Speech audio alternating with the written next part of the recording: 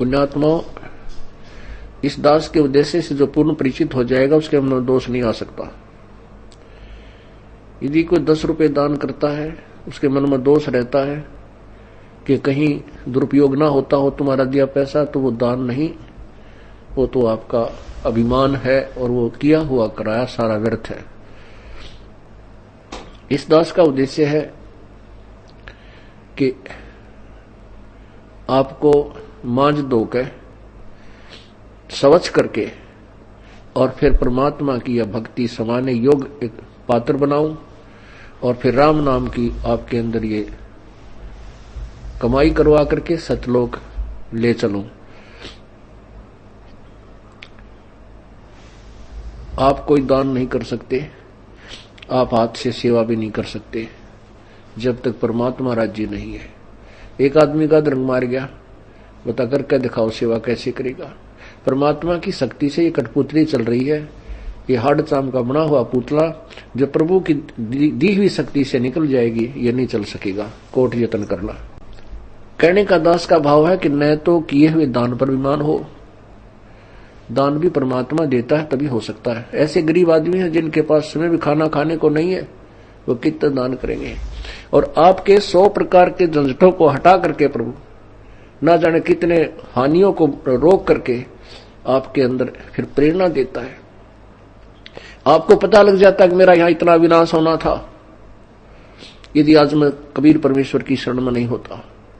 फिर कुछ दिन के बाद आपके अंदर एक प्रेरणा आएगी, कुछ दिन के बाद फिर प्रेरणा होगी कि भगवान ने मेरा इतना लाभ दिया है तो क्यों ना एक पाठ करवा दूं।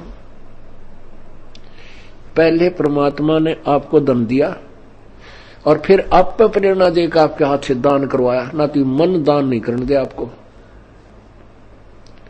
ये तो ऐसे ही आपकी बुद्धि को भ्रमित रखेगा कि तय मकान बना लूं, एक प्लाट और ले लूं,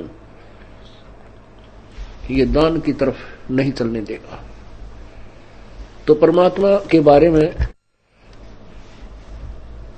दादू जी कहते हैं, करे करावे साईया ये मन में लहर उठा, दादू सिरदर जीव के वो आप बगल हो जावे।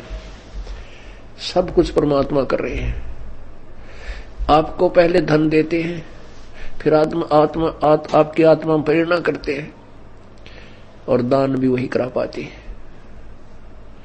दान के विषय में प्रभु ने कहा है कि इस हाथ में ले रखा हो ना, दान देने के लिए तैयारी कर रहा हो इस हाथ से, तो इसमें भी मत पलटना, इतने में मन बदल जाएगा, तुरंत छोड़ देना। नहीं तो यू काल दान नहीं करने देगा, धर्म नहीं करने देता, यू पाप करवाओ नरे। अब क्या बताते हैं परमात्मा, गुरु भक्ता मम आत्म होई, वाके हृदय रहूं समोई, 68 तीर्थ परम ब्रह्म आवे है, सो फल गुरु के चरणा पावे, 10वां अंश गुरु को दीजय, जीवन जन सफल कर दीजय। अब 10वां अंश गुरु को दीजिए। परमात्मा का नियम है कि 10वां अंश गुरु को दे। आप जितने भी हैं श्रद्धालु हैं, इनमें से 1-2 को छोड़कर मुझे नहीं लगता कि 10वां अंश आप दान कर पा रहे होंगे। फिर भी कर रहे हो, ये तो मैक्सिमम बता दिया भगवान, यानी ये तो कम से कम है, मिनिमम। फिर भी आप जितना जैसा करोगे वैसा मिलता ही रहेगा। और फिर भी आपको कितना लाभ हो रहा है। यदि आप परमात्मा के नियम को पूर्ण रूप से निभा सके तो कहना ही क्या है।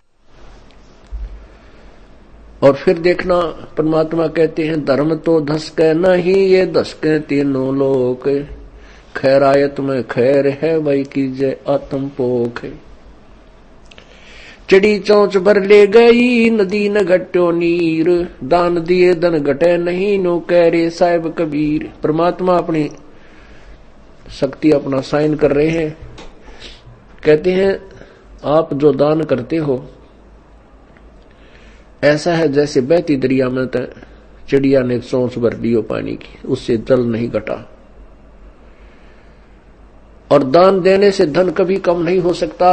कहते दान, धन चाहे तो दान कर, और मुक्ति चाहे जप नाम। आपने संसार में रहना है, काल के जाल से पार होना है। काल का ऋण उतारने के लिए आपने धर्म यज्ञ आदि करना पड़ेगा, क्योंकि आप ऋणी हैं। उसके लिए विधि बता रहे हैं कि 10वां अंश गुरु को दीजय, जीवन जन्म सफल कर लीजय। फिर दान करे तो पूरे संत के बिना कोई भी धर्म नहीं करना चाहिए, कोई भी धार्मिक अनुष्ठान नहीं करवाना चाहिए।